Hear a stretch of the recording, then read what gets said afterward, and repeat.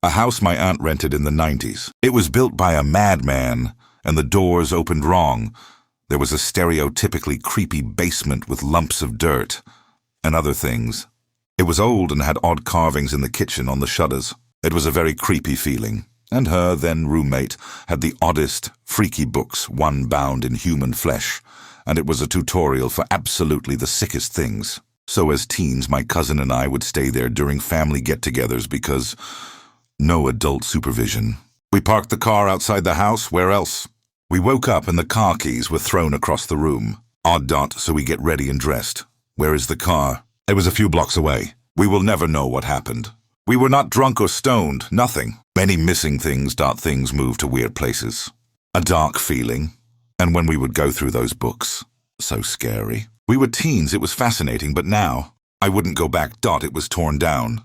As teen, I once worked at this gas station, convenience store, mountain motel, out in the middle of the Appalachian Mountains. The owners lived next to the place in this creepy house full of taxidermy animals. Only, the owners were dead, and the business was being run by a son who lived some miles away. Nobody lived in the creepy house, yet all the furniture remained. At the end of an evening shift, the closing employee had to take the store keys to the house, unlock the door, and take the keys to this office, again filled with taxidermy animals. It always scared me to go into that house, like the vibe was all wrong. I can't exactly explain it. Well, anyhow, one night I go in to put the keys on the desk, and I notice the basement door was open. As I begin walking to the office, I hear something scrambling up the basement stairs. I lost it, dropped the keys, and made for the exit. In doing so, I had to pass the basement door. I glanced over to see this human-sized shape coming up the stairs on all fours. I was so frightened, I could barely get the door opened.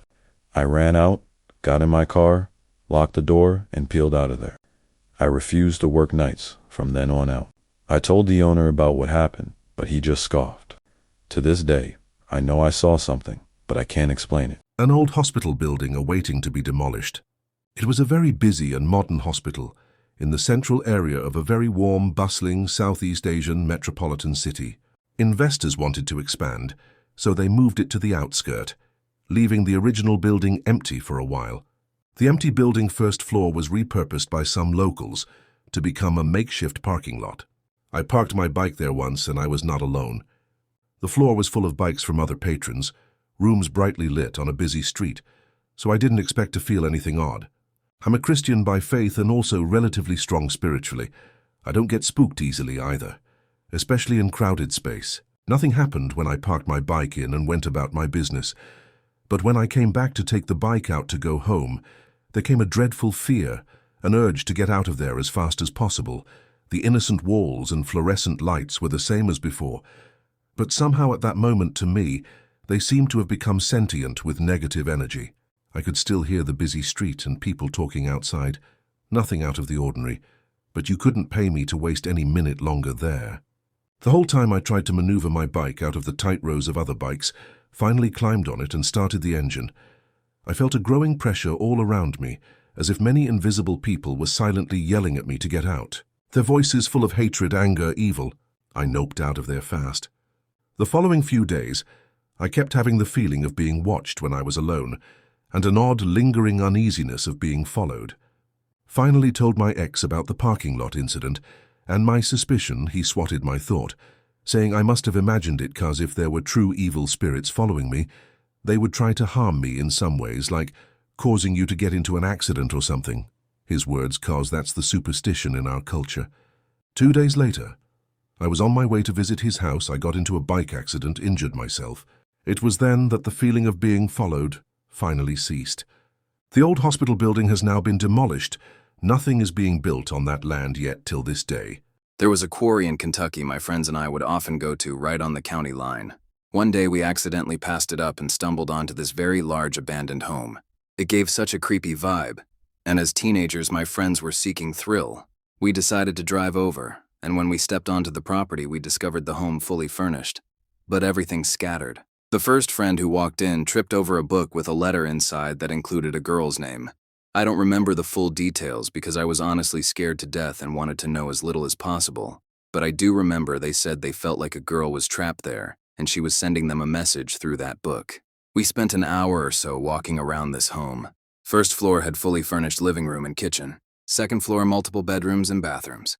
Third floor, hospital beds and an office full of medical records, patient listings from 1950s to 1960s. We went into the attic and found even more documents and family photos. The first thing I noticed was a weird kid drawing in perfect condition of a nurse in red. We walked around the property and found a rundown general store as well as a rundown garage with 2 very rusted vehicles inside. I was a 17 typical girly girl, I have no idea what kind. But they were very old. The second time I went back was maybe a year later in 2018 with a friend. As we walked up the yard, a man came around who appeared to be working on the lawn. He was surprisingly friendly and unbothered by us just stepping foot onto the property. He said he was just fixing up the place, and we made short small talk about how it was going to be a long project, and we left. I never thought anything more after that. 2 years ago, I was driving down the road passing through after house hunting and glanced over to see the house still in the exact same condition.